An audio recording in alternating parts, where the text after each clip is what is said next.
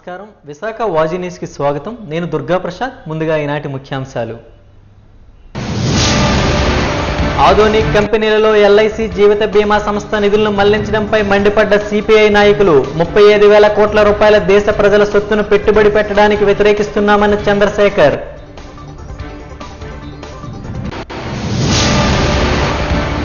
భారత రాజ్యాంగాన్ని పరిరక్షించుకోవాల్సిన బాధ్యత అందరిపై ఉందన్న దళిత హక్కుల పోరాట సమితి అధ్యక్షులు. దళిత హక్కుల బీజేపీ విధానాలు అనే అంశంపై సదస్సును విజయవంతం చేయాలని పిలుపునిచ్చిన ప్రభాకర్.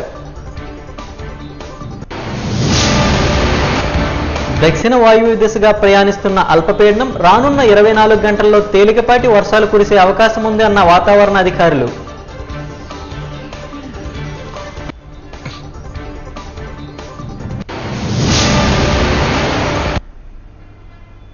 ఇక డీటెయిల్స్ చూద్దాం. యువతకు నైపుణ్య శిక్షణ ఇస్తూనే వారి ఉన్నత విద్యకు సహకరించేలా ప్రభుత్వం అండగా నిలుస్తుందని ముఖ్యమంత్రి నారా చంద్రబాబు నాయుడు స్పష్టం చేశారు. రాష్ట్రంలో ఉద్యోగ ఉపాధి అవకాశాల కోసం ఎదురుచూసే వారి కోసం రూపొందించిన నైపుణ్యం పోర్టల్ ఉద్యోగాల గేట్వేగా ఉండాలని అధికారులు సూచించారు. 2029 కల్లా 20 లక్షల ఉద్యోగాలు అందించాలన్న ప్రభుత్వ సంకల్పాన్ని సాకారం చేసేలా అధికారులు కృషి చేయాలని ముఖ్యమంత్రి అన్నారు. ఇకపై ప్రతి నెల ప్రతి నియోజకవర్గంలో జాబు మేళాలు నిర్వహించాలని అధికారులను సీఎం ఆదేశించారు. నవంబర్లో జరిగే భాగస్వామ్య సదస్సులో నైపుణ్యం పోర్టల్ ప్రారంభించి అందుబాటులోకి తీసుకురావాలని సూచించారు. నైపుణ్యాభివృద్ధి శిక్షణ పొందిన వారికి ఇక నుంచి అధికారికంగా ధృవపత్రాలు జారీ చేయాలన్నారు. గురువారం సచివాలయంలో నైపుణ్యాభివృద్ధి శిక్షణపై ముఖ్యమంత్రి సమీక్ష నిర్వహించారు. ఉంటుందనేది ఓవర్ఫ్లో అవుతుంది. ఎంత ముందే ఆర్డర్ పెట్టుకుని Dornier aircraft we had flown. In fact we captured thousands of నుంచి ప్రాబ్లమ్స్ ఐడెంటిఫై చేసి and entire thing was monitored using the POC on that. It's fairly is robust that everywhere. ఎక్కడైతే అవసరమో social media, electronic media, print media, this would activities will do. Today reservoirs లో major medium irrigation లో ఉంది. ఈరోజు మోంతా తుఫాను ఒక బీభత్సాన్ని సృష్టిస్తుంది అనేది ముందుగానే అసెస్మెంట్ చేసుకున్నాం. ప్రిపేర్డ్నెస్ అన్ని యాంగిల్స్ లో ప్రిపేర్ అయ్యాం. రాష్ట్రంలో ఎన్ని పవర్ సాల్స్ ఉన్నాయి అవన్నీ ఎక్కడికక్కడ పంపించాం. ఎన్ని ప్రొక్లైన్స్ అవసరం, అదే మరి ఎస్డీఆర్ఎఫ్ గానీ, ఎన్డీఆర్ఎఫ్ గానీ, పోలీసు గానీ, లేకపోతే మనకు ఉన్నటువంటి మన ఫైర్ ఇంజిన్స్ గానీ, ఫైర్ డిపార్ట్మెంట్ అన్ని కూడా డిప్యూట్ చేశాం. అదే మరి ఆఫీసర్స్ ని కూడా, సీనియర్ ఆఫీసర్స్ ని జిల్లాల వారిగా డిప్యూట్ చేసి వాళ్ళని కూడా అప్రమత్తం చేశాం. నేను కూడా ఒక 6-7 సార్లు టెలికాన్ఫరెన్స్ తీసుకొని అందరినీ అప్రమత్తం చేశాం. ఓవరాల్ గా మీరు ఒకసారి చూస్తే నేను చాలా సైక్లోన్ హ్యాండిల్ చేశాను from the beginning. First east గోదావరిలో 96-97 ఆ ప్రాంతంలో హరికేన్ వచ్చింది. అప్పుడు కొన్ని వేల కొబ్బరి చెట్లని పడిపోయాయి. చాలా ఉధృతంగా వచ్చింది. కొన్ని వేల డెడ్ బాడీస్ ఫిషర్మెన్ విలేజెస్ లో అయితే ఫ్లోట్ అయ్యే పరిస్థితికి వచ్చింది. కొన్ని వేల అనిమల్స్ అయితే చనిపోయినాయి. అది అయిన తర్వాత మళ్ళా ఒకసారి మీరు చూస్తే అనేక సార్లు అనేక సైక్లోన్స్ చూసినప్పుడు హైదరాబాద్ లో హుస్సేన్ సాగర్ తెగిపోతుంది, ఊరంతా కొట్టుకోబోతుంది కిందనంతని చెప్పి పెద్ద భయంకరమైన వాతావరణం క్రియేట్ అయింది. అక్కడే ఉండి మానిటర్ చేశాం, దాన్ని కంట్రోల్ చేశాం. అదే మరిగా మన దగ్గర ప్రిపేర్ అయితే సూపర్ సైక్లోన్ ఒరిస్సా క్రాస్ అయితే మనం మెషరీ అక్కడికి పంపించాం. అక్కడ కూడా వాళ్ళ ఫస్ట్ రోడ్ అంతా క్లియర్ చేసుకుంటూ పోయి భువనేశ్వర్ లో సీఎం కి ఫస్ట్ కమ్యూనికేషన్ శాటిలైట్ ఫోన్ ఇచ్చాం. ఆ రోజు ఉదూద్ కూడా ఒక పెద్ద ఎత్తున వచ్చి విశాఖపట్నం మొత్తం అతలాకుతలం అయిపోతే ఒక వారం రోజులు రికవర్ చేశాం. ఈ విధంగా ఇంకా మీరు చూస్తే తిత్లీ కూడా, ఆ తర్వాత తిత్లీ వచ్చింది. మొన్న మళ్ళా చూస్తే బుడంగర్ కూడా వచ్చింది. ఇవన్నీ చూసిన తర్వాత ఈసారి ఒక 16 నెలలుగా టెక్నాలజీని పర్ఫెక్ట్ గా తయారు చేశాం. ఇక్కడ మీరు చూసినటువంటి ప్రెజెంటేషన్ లో చాలా సిస్టమేటిక్ గా టెక్నాలజీ అంతా కూడా ఒక పద్ధతి ప్రకారం చేసి దాన్ని ఎక్కడికక్కడ మీరు చూస్తే నేను చాలాసార్లు మీకు చెప్పాను, 1 government 1 citizen. There are so many multi departments, line departments, ఒక్కొక్కరు ఒక ఫంక్షన్ చేస్తూ ఉంటారు. ఇది అల్టిమేట్ గా stand alone systems are working. పై ఆఫీసర్ కింది వాళ్ళకి చెప్పాలి, కింది వాళ్ళు మళ్ళా కిందికి చెప్పాలి, లాస్ట్ మైల్ వేకుందికి చాలా డిలే, అబ్నార్మల్ డిలేస్ అన్ని ఉంటాయి.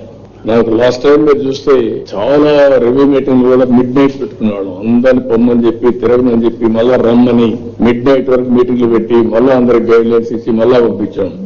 మొన్న కూడా బుడమేట్లు చూసుకుంటారు. అందరినీ 200 మందిని ప్రతి ఒక్క 3,000-4,000 ఒకరు ఇన్ఛార్జిని పెట్టి మొత్తం తెచ్చి మానిటరింగ్ చేశాం. అయితే ఈసారి మీరు చూస్తే ఇంట్రెస్టింగ్ గా అన్ని కూడా స్ట్రీమ్ లైన్ చేసి ఒక డేటా లేక్ తీసుకొస్తాం. ఈ డేటా లేక్ ప్రజలందరూ కూడా names with Aadhaar authentication, Aadhaar or మన బయోమెట్రిక్. ఇంకొక పక్కన వీళ్ళందరూ ఏ ఇంట్లో ఉన్నారు, ఫ్యామిలీ యాజ్ ఎ యూనిట్, ఆ ఇల్లు కూడా జియో ట్యాగింగ్ చేశాం.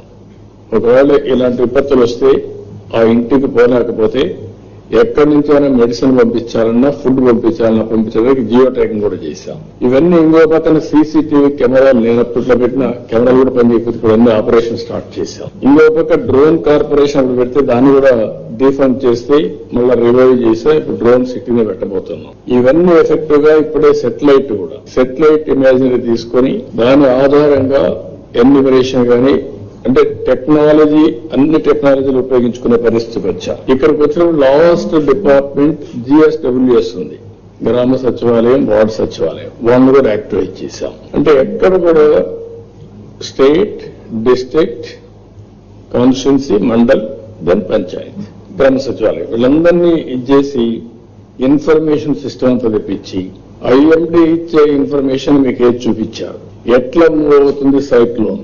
ఈసారి ఈ సైక్లోన్ అయితే చాలా సమస్యలు క్రియేట్ చేసి దాగుడు మూతలు ఆడింది. ఇది ప్రారంభమైనప్పటి నుంచి కాకినాడ దగ్గర క్రాస్ అవుతుందని ఒక అసెస్మెంట్.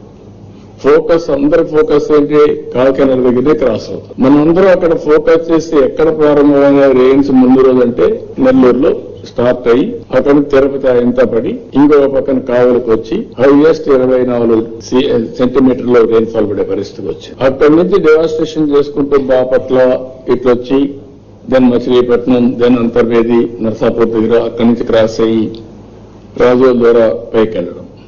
అక్కడ రెయిన్ తక్కువ పడింది. ఇక్కడి నుంచి వెళ్ళింది తెలంగాణలో విపరీతంగా పడింది. ఇప్పుడు అటుపోతే ఛత్తీస్గఢ్ లో పడిపోయింది, జార్ఖండ్ ఏరియా, ఇటు ఒరిస్సా అక్కడ ఎంత పడుతుంది చూడాలి. ఈరోజు క్లౌడ్స్ మూవ్ అయినాయి.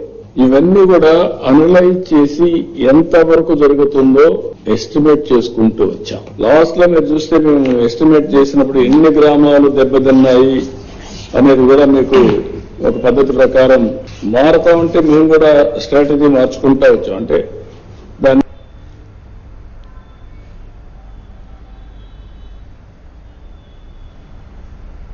ఉప ముఖ్యమంత్రి పవన్ కళ్యాణ్ కృష్ణా జిల్లా అవనిగడ్డ నియోజకవర్గంలో మోంతా తుఫాన్ ప్రభావిత ప్రాంతాల్లో పర్యటించారు.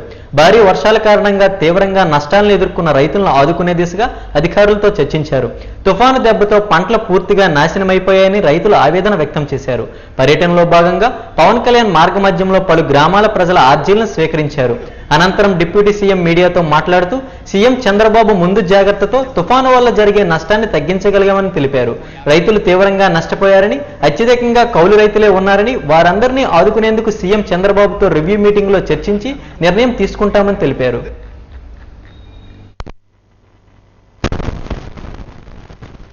ఇవన్నీ కూడా మనము ప్లాన్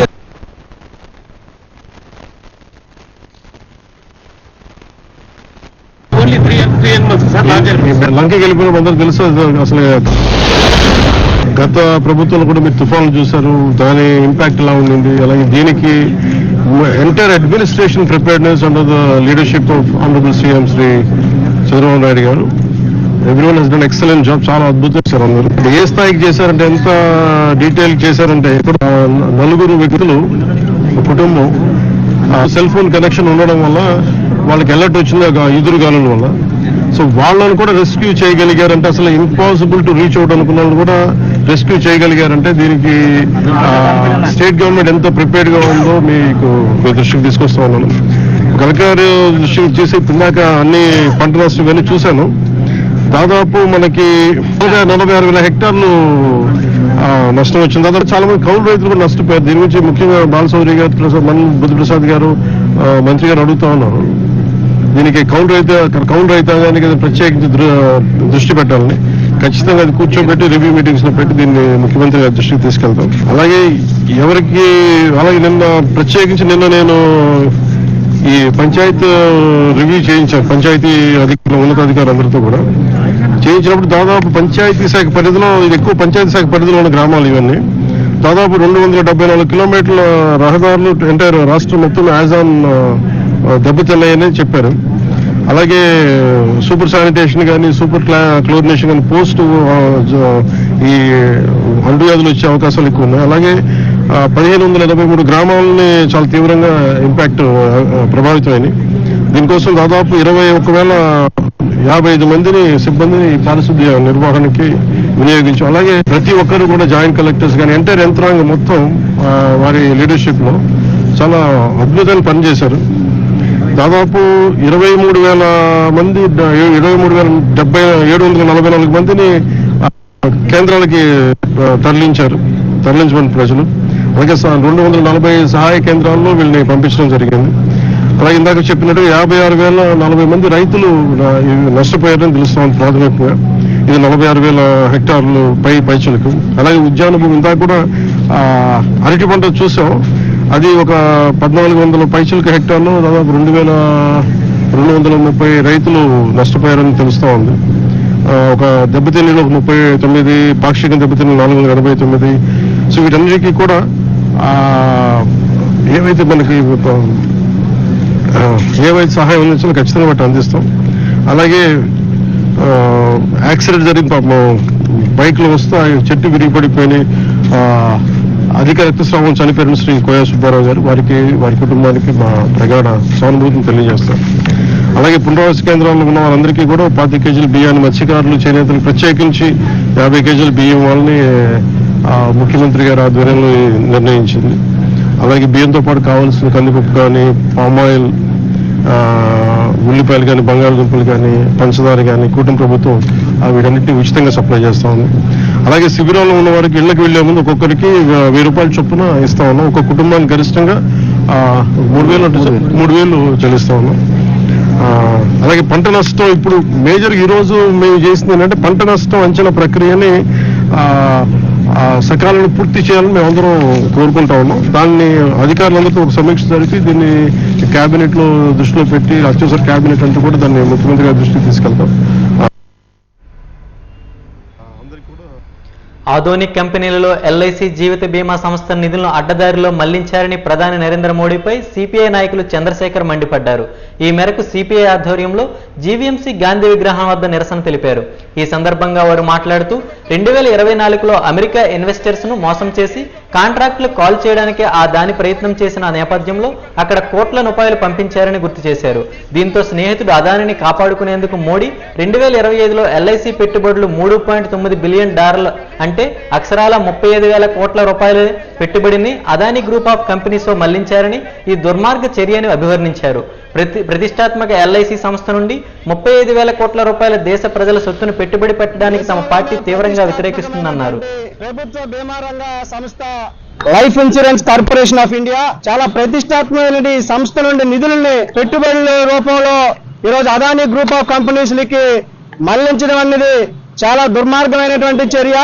దాదాపుగా $3.9 బిలియన్ అంటే ప్రస్తుతం దాని విలువ 35,000 కోట్ల రూపాయలు పెట్టుబడుల్ని ఈ రోజు Adani group of companies, Ambuja cement, Adani green energy లాంటి సంస్థల్లో ఈ రోజు పెట్టుబడులు పెట్టి ప్రజల ఆస్తి, ఈ దేశంలో పేద మధ్యతరగతి ప్రజలు అలాగే ఉద్యోగస్తులు వాళ్ళ యొక్క ఇన్సూరెన్స్ రూపంలో దాచుకున్నటువంటి వాళ్ళ స్వేదం, వాళ్ళ రక్తం, వాళ్ళ సొమ్ముని ఈ రోజు ఎవరి అబ్బ సొమ్మని ఈ రోజు నరేంద్ర మోడీ ప్రభుత్వం చాలా దుర్మార్గంగా ఈ రోజు ప్రైవేట్ పెట్టుబడుల రూపంలో పెట్టడానికి నువ్వెవరైనా మేము భారత కమ్యూనిస్ట్ పార్టీ సిపిఐగా ప్రశ్నిస్తా ఉన్నాం. ఒకవైపు వాషింగ్టన్ పోస్ట్ ఏదైతే ఉందో వీళ్ళు ప్రచురించిన కథనం చాలా స్పష్టమైనటువంటి ఆధారాలతో, స్పష్టమైనటువంటి నివేదికలతో ఈరోజు తేటతెల్లం చేయడం జరిగింది. మా దగ్గర చాలా స్పష్టమైనటువంటి ఆధారాలు ఉన్నాయి. ఎవరు అబ్బమోడు సొమ్మనిసని ఈరోజు అదానీ కంపెనీలో పెట్టుబడులు పెడతా ఉన్నారని మేము అడుగుతా ఉన్నాం. వెంటనే ఈ పెట్టుబడులు వెనక్కి తీసుకోవాలి. అలాగే సంయుక్త పార్లమెంటరీ కమిటీతో విచారణ జరిపించాలని భారత కమ్యూనిస్ట్ పార్టీ సిపిఐగా మేము డిమాండ్ చేస్తా ఉన్నాం.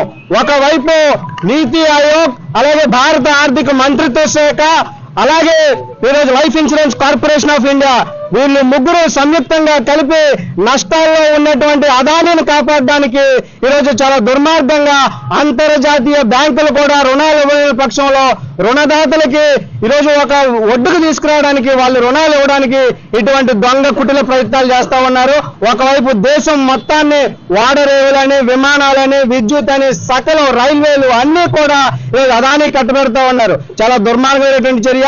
దీనిపైన సమగ్రమైనటువంటి సంయుక్త పార్లమెంటరీ కమిటీ తన విచారణ జరిపించి వెంటనే బాధ్యులైన వారిని చట్టబద్ధమైనటువంటి చర్యలు తీసుకోవాలని భారత కమ్యూనిస్ట్ పార్టీ సిపిఐగా మేము డిమాండ్ చేస్తా ఉన్నాం. ఈరోజు లైఫ్ ఇన్సూరెన్స్ కార్పొరేషన్ అనేది ఈ ప్రపంచ అత్యధిక బీమా సంస్థ. దానికి కొన్ని కోట్లాది మంది పాలసీదారులు ఉన్నారు, ఏజెంట్లు ఉన్నారు. ఈరోజు నరేంద్ర మోదీ గారు అధికారంలోకి వచ్చినప్పటి నుంచి ఈ దేశంలో ఉన్న ప్రభుత్వ రంగ సంస్థలన్నీ ప్రైవేటు కంపెనీలు తాకట్టు పెట్టడమే అజెండాగా బీజేపీ ప్రభుత్వం పనిచేస్తూ ఉంది.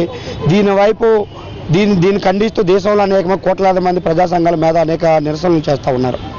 ఇటీవల కాలంలో మనం అమెరికా వాషింగ్టన్లోని సంబంధించి మనం చూస్తూ ఘటన జరిగింది. గౌతమ్ అదానీ గతంలో ఇండస్బర్గ్ యొక్క నివేదిక వల్ల కోట్లాది రూపాయలు నష్టం జరిగి గౌతమ్ అదానీ కింద నష్టాల స్థాయిలోకి వెళ్తే నరేంద్ర మోడీ గారికి అత్యంత ఆప్తుడైనటువంటి గౌతమ్ అదానీని కాపాడేందుకు ఈరోజు ప్రజలు రక్త మాంసాలతో కష్టపడి దాచుకున్నటువంటి లైఫ్ ఇన్సూరెన్స్ కార్పొరేషన్ సంబంధించిన వేల కోట్లాది రూపాయల సొమ్ముని ఈరోజు ఒక కార్పొరేట్ నష్టాలు ఉన్నటువంటి కార్పొరేట్ కంపెనీలను పెట్టుబడులు పెట్టేందుకు శ్రీ వరాహ లక్ష్మీ నరసింహస్వామి వారి దేవస్థానంలో వైభవంగా శ్రీ స్వామివారి స్వర్ణ పుష్పార్చన నిర్వహించారు. ఆలయ వైదిక సిబ్బంది, ఆలయ అధికారుల ఆధ్వర్యంలో శాస్త్రోక్తంగా శ్రీ స్వామివారికి 108 బంగారు పుష్పాలతో అత్యంత వైభవంగా స్వర్ణ పుష్పార్చన కార్యక్రమాన్ని నిర్వహించారు. ఆధ్యాత్మిక కార్యక్రమంలో భక్తులు పెద్ద సంఖ్యలో హాజరై స్వామివారి తీర్థ ప్రసాదాలను స్వీకరించారు. స్వర్ణ పుష్పార్చన అత్యంత వైభవంగా జరిగింది. సింహాచల పుణ్యక్షేత్రంలో దేవస్థాన వేద పండితులు వేద మంత్రాలు, నాదస్వర మంగళ వాయిద్యాలతో శాస్త్రోక్తంగా స్వర్ణ పుష్పార్చన వైభవంగా నిర్వహించారు. అర్చకులు వేకుజామున స్వామిని సుప్రభాత సేవతో మేల్కొల్పి ప్రాతకాల పూజలు సాంప్రదాయబద్ధంగా నిర్వహించారు. ప్రత్యక్షంగా భక్తులు శ్రీ స్వామివారి ఆర్జిత సేవలలో పాల్గొని తరించారు.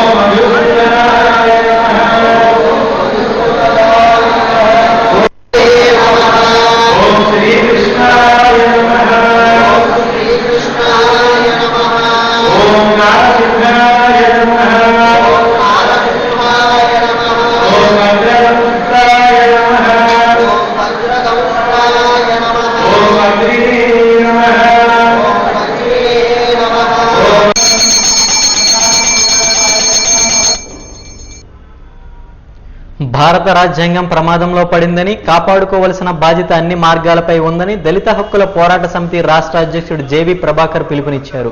రామాటాకీస్ అంబేద్కర్ భవన్లో గల సమావేశ మందిరంలో నిర్వహించిన విలేకరుల సమావేశంలో వారు మాట్లాడుతూ నవంబర్ 1న రాజ్యాంగం దళిత హక్కులు బీజేపీ విధానాలనే అంశంపై రాజ్యాంగ పరిరక్షణ ద్వారకానగర్ గ్రంథాలయంలో నిర్వహిస్తున్నట్లు తెలిపారు.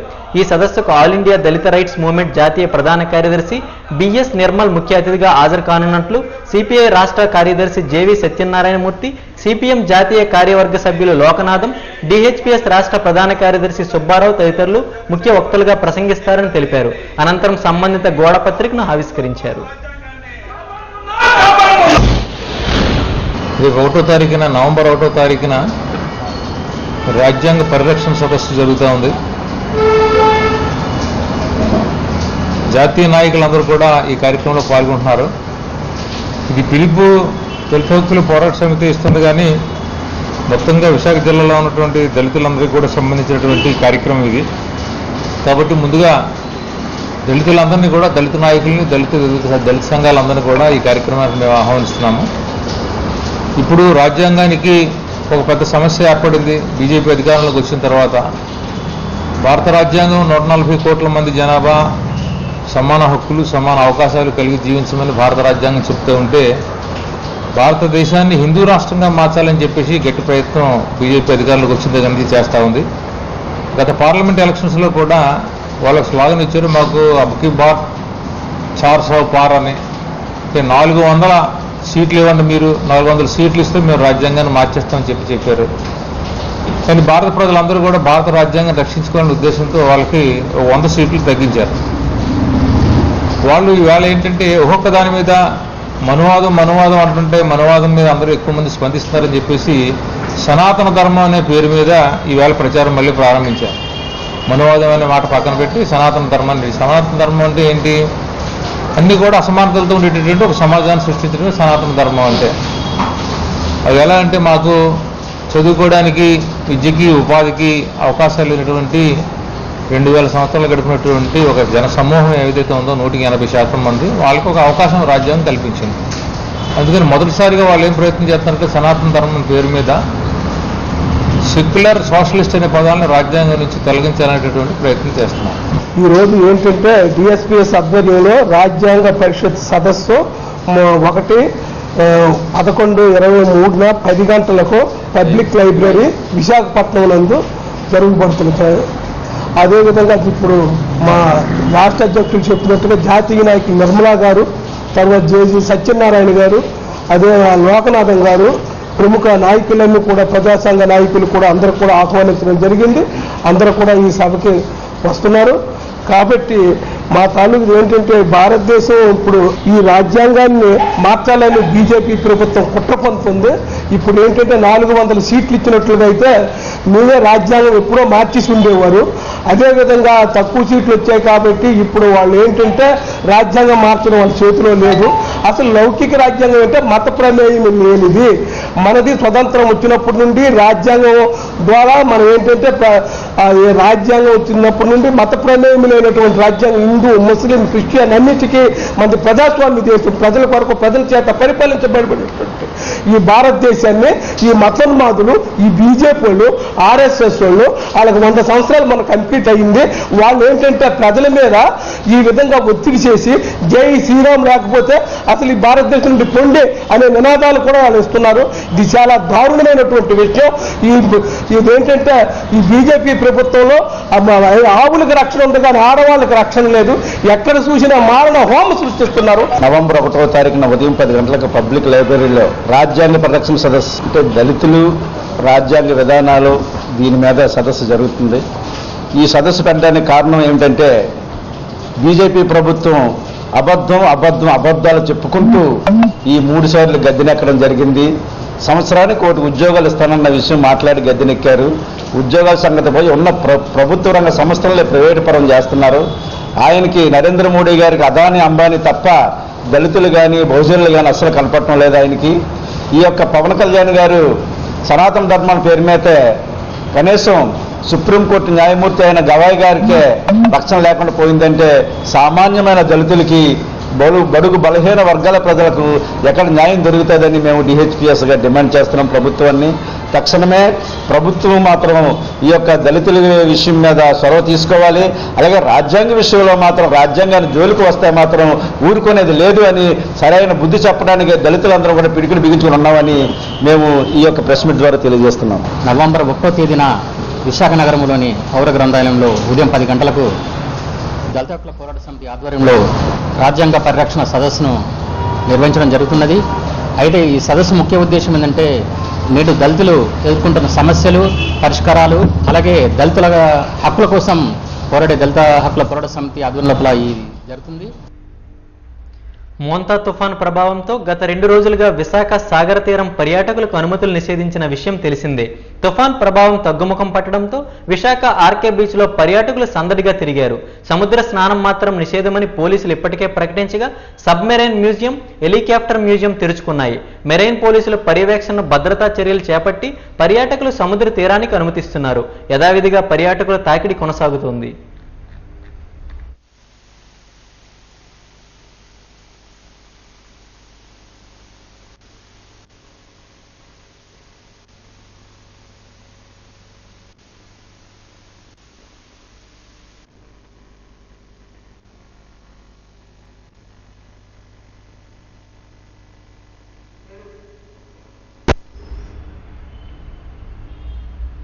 మోంతా తుఫాన్ ప్రభావంతో అనకాపల్లి జిల్లాలో చోటు చేసుకున్న భారీ వర్షాలు, వరదల పరిస్థితుల మధ్య జిల్లా పోలీసులు ప్రజల ప్రాణ ఆస్తుల రక్షణ కోసం అహర్నిశలు కృషి చేశారు. జిల్లా ఎస్పీ శ్రీ తుహిన్ సిన్హా మార్గదర్శకత్వంలో మొత్తం జిల్లా పోలీసు యంత్రాంగం సమయస్ఫూర్తితో చాకచక్యంగా చర్యలు చేపట్టింది. తుఫాన్ ప్రభావిత దేవరాపల్లి, కోటపాడు, చోడవరం, అనకాపల్లి, మునగపాక, రాంబిల్లి, ఎలమంచిలి మండలాల్లోని 36 గ్రామాల ప్రజలను ప్రమాద స్థితి నుంచి రెవెన్యూ శాఖ సహకారంతో సురక్షిత ప్రాంతాలకు తరలించారు. మొత్తం 5,576 మంది ప్రజలను పునరావాస కేంద్రాలకు తరలించి వారికి తాగునీరు, ఆహారం, వైద్య సేవలు, వసతి వంటి అవసరమైన సౌకర్యాలను కల్పించారు. వర్షాల వలన రహదారులపై చెట్లు, విద్యుత్ స్తంభాలు కూలిన చోట్ల పోలీసులు తక్షణం స్పందించి ఫైర్, మున్సిపల్, విద్యుత్ శాఖలతో సమన్వయం చేసి అడ్డంకులను తొలగించారు. రోడ్లపై నీరు నిల్వ కాకుండా తాత్కాలిక డ్రైన్ మార్గాలు ఏర్పాటు చేశారు. అదేవిధంగా ప్రమాదకర ప్రదేశాల్లో బందోబస్తు, ట్రాఫిక్ నియంత్రణ చర్యలను సమర్థవంతంగా నిర్వహించారు.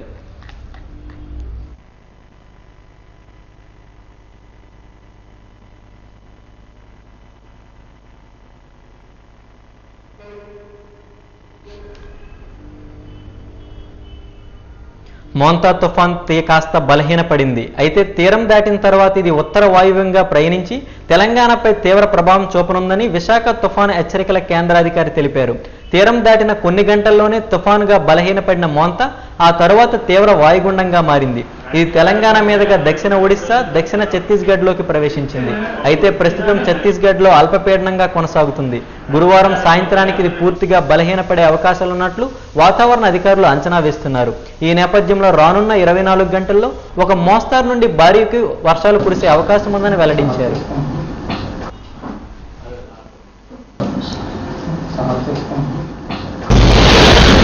ఉత్తర వాయు దిశలో ప్రయాణిస్తూ అవి మరింత బలహీనపడి ఈ రోజు ఉదయం 5:30 గంటలకు తీవ్ర అనగా సుస్పష్టమైనటువంటి అల్పపీడనంగా తూర్పు విదర్భ మరియు దక్షిణ ఛత్తీస్గఢ్ ప్రాంతాల్లో ఏర్పడి ఉన్నది. ఇది ఉత్తర వాయు దిశలో ప్రయాణిస్తూ అదే సుస్పష్టమైనటువంటి అల్పపీడనంగా అదే ప్రాంతాల్లో కేంద్రీకృతమై ఉన్నది. ఇది వాయు దిశలో ప్రయాణిస్తూ రాగల 24 గంటల్లో అల్పపీడనంగా తూర్పు మధ్యప్రదేశ్ మరియు దాని ఆనుకొని ఉన్నటువంటి ఉత్తర ఛత్తీస్గఢ్ వద్ద ఏర్పడే అవకాశం ఉన్నది. దీని యొక్క ప్రభావం వల్ల దీనితో పాటు ఒక ఉపరితల ఆవర్తనము సగటు సముద్ర మట్టానికి 7.6 కిలోమీటర్ల ఎత్తులో విస్తరించి ఉన్నది. వీటి యొక్క ప్రభావం వల్ల రాగల 24 గంటల్లో ఉత్తర కోస్తా జిల్లాల్లో 1-2 చోట్ల తేలికపాటి నుంచి ఒక మోస్తరు వర్షాలు, మెరుములతో కూడినటువంటి వర్షాలు పడే అవకాశం ఎక్కువగా ఉన్నది. మరియు దక్షిణ కోస్తా జిల్లాల్లో 1-2 చోట్ల తేలికపాటి వర్షాలు మాత్రమే కురిసే అవకాశం ఎక్కువగా ఉన్నది. ముఖ్యంగా అల్లూరి సీతారామరాజు, పార్వతీపురం, విజయనగరం జిల్లాల్లో 1-2 చోట్ల ఒక మోస్తరు నుంచి 1-2 చోట్ల ఒక మాదిరి వర్షం కురిసే అవకాశాలు ఎక్కువగా ఉన్నవి. ఇంతకు మించి ఈ రోజు రాష్ట్రంలో రాగల 24 గంటల్లో భారీ వర్షాలు ఎక్కడా పడే అవకాశాలు ఏమీ లేవు. సముద్రంలోని గాలులు కూడా బలహీనపడినాయి కాబట్టి సముద్రంలోని గాలులు కూడా చాలా అల్పంగా ఉన్నాయి. కాబట్టి మత్స్యకారులు చేపలకు వేటకు వెళ్ళడానికి నిరభ్యంతరంగా ఏ రకమైన భయం లేకుండా వెళ్లే అవకాశాలు ఎక్కువగా కనిపిస్తున్నాయి. మరియు ఆంధ్రప్రదేశ్ రాష్ట్రాల్లో ముఖ్యంగా ఉత్తర కోస్తా జిల్లాల్లో గాలులు గంటకి 30 నుంచి 40 కిలోమీటర్ల వేగంతో దృష్టముంది. నిన్నటి వరకు పోర్టుల్లో ఎగరవేసినటువంటి ప్రమాద హెచ్చరిక LC3 ఈ రోజు విరమించడం జరిగినది. అంటే ప్రస్తుతానికి ఇది తీవ్రాల్పంగా ఉన్నది కాబట్టి, దక్షిణ ఛత్తీస్గఢ్ దగ్గర ఉన్నది కాబట్టి దీని యొక్క ప్రభావం మన యొక్క అల్లూరి సీతారామరాజు జిల్లా మరియు అనకాపల్లి ప్రాంతాల్లో మరియు ఉపరితల ఆవర్తనం కూడా సగటు సముద్ర మట్టానికి 7.6 కిలోమీటర్లు విస్తరించి ఉన్నది కాబట్టి ఈ రెండింటి యొక్క ప్రభావం వల్ల ఈ రోజు అనకాపల్లి అల్లూరి సీతారామరాజులో కొద్దిగా వర్షాలు పడే అవకాశాలు చాలా ఎక్కువగా ఉన్నాయి. ఆల్రెడీ నిన్న మొన్న గత 3-4 రోజులు భారీ నుంచి అనకాపల్లి జిల్లా ఎస్పీ తుహిన్ సిన్హా ఆదేశాల మేరకు పరవాడ సబ్ డివిజన్ డీఎస్పీ వి విష్ణుస్వరూప్ పర్యవేక్షణలో రాంబెల్లి ఎస్ఐ నాగేంద్ర సిబ్బందితో కలిసి వరద ప్రభావిత ప్రాంతాల్లో అప్రమత్తంగా పనిచేశారు. కొత్తూరు బ్రిడ్జి ముందు ఉన్న ఫామ్ ఆయిల్ తోటల్లో కాపలాదారుడిగా పనిచేస్తున్న ప్రసాద్ కుటుంబం వరద నీటిలో చిక్కుకున్న విషయాన్ని గుర్తించిన రాంబెల్లి పోలీసులు, రెవెన్యూ అధికారులు, SDRF బృందాలు తక్షణమే సంఘటనా స్థలానికి చేరుకుని సాహసోపేత రక్షణ చర్యలు చేపట్టారు. రబ్బర్ బోట్ సాయంతో ఆ కుటుంబాన్ని సురక్షిత ప్రాంతానికి తరలించి రక్షించారు.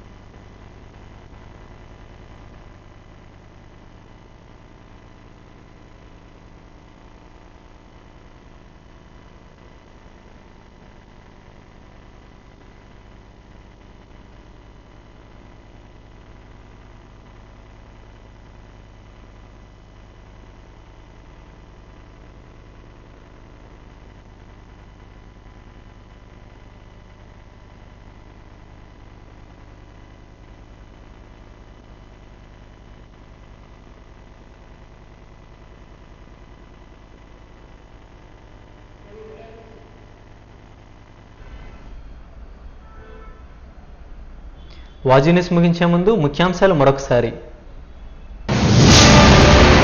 ఆధోనిక్ కంపెనీలలో LIC జీవిత బీమా సంస్థ నిధులను మళ్లించడంపై మండిపడ్డ CPI నాయకులు 35,000 కోట్ల రూపాయల దేశ ప్రజల సొత్తును పెట్టుబడి పెట్టడానికి వ్యతిరేకిస్తున్నామన్న చంద్రశేఖర్. భారత రాజ్యాంగాన్ని పరిరక్షించుకోవలసిన బాధ్యత అందరిపై ఉందన్న దళిత హక్కుల పోరాట సమితి అధ్యక్షులు. దళిత హక్కులు బీజేపీ విధానాలు అనే అంశంపై సదస్సును విజయవంతం చేయాలని పిలుపునిచ్చిన ప్రభాకర్. దక్షిణ వాయువ్య దిశగా ప్రయాణిస్తున్న అల్పపీడనం రానున్న 24 గంటల్లో తేలికపాటి వర్షాలు కురిసే అవకాశం ఉందన్న వాతావరణ అధికారులు.